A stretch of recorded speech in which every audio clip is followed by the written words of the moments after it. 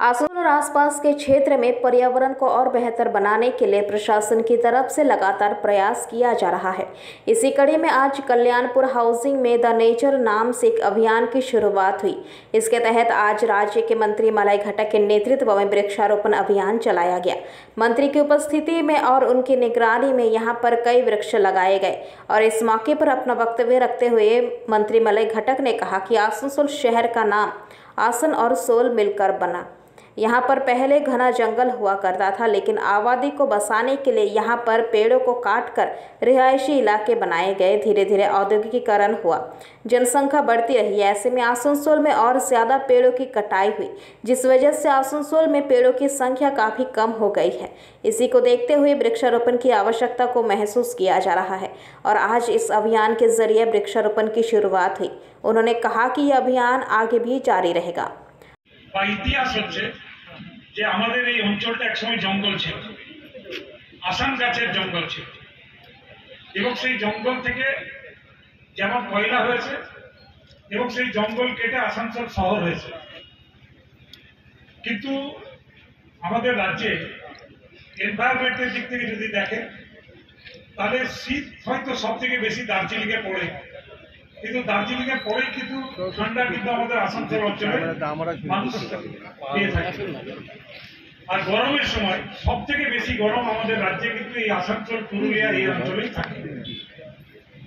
এবং যেটা ডিএম সাহেব বলছিলেন যেখানে যেহেতু অনেক কলকারখানা গলিয়ে আছে তার জন্য কিন্তু পলিউশন বড় ব্যাপার না। তো এর বিরুদ্ধে লড়াইয়ে নামতে হবে এবং এর বিরুদ্ধে যে লড়াই নেমেছে তার নেচার, আমি তাদেরকে ধন্যবাদ জানাই।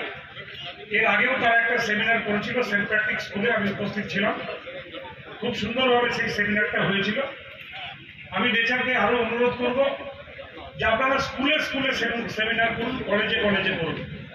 অন্তত স্কুল কলেজে যদি 50-100 জন করে ছাত্রছাত্রীকে আমরা বোঝাতে পারি যে গাছ লাগানোর উপকারিতাটা কি, তাহলে আমার মনে হয় গাছ লাগানোও বাড়বে এবং গাছকে পরিচর্যাটাও বাড়বে। এবং আপনারা জানেন যে আমাদের রাজ্য সরকার মাননীয় মুখ্যমন্ত্রী মমতা বন্দ্যোপাধ্যায় তিনি আমাদের যে ফরেস্ট ডিপার্টমেন্টের মাধ্যমে বিনা পয়সায় গাছ দিয়ে থাকে। এই যে আজকে যে গাছ লাগানো হচ্ছে সেই গাছগুলো কিন্তু ফরেস্ট ডিপার্টমেন্টের দেওয়া গাছ এবং সেই গাছ আমরা এখানে লাগাচ্ছি। এবং যদি কেউ গাছ লাগাতে চান তাহলে কিন্তু আপনারা বিনা পয়সায় গাছ পেয়ে যাবেন। আপনারা প্রত্যেকে যদি বাড়িতে বাড়িতে গাছ লাগান তাহলেও কিন্তু আপনাদের অনেক উপকার হবে। আপনি বাড়িতে যদি একটা ফলের গাছ লাগান তাহলে সেই ফল আপনারা পাবেন, অথচ গাছের থেকে অক্সিজেনও পাবেন। তাই আমাদেরকে গাছ লাগানোতে আরো উৎসাহিত করতে হবে।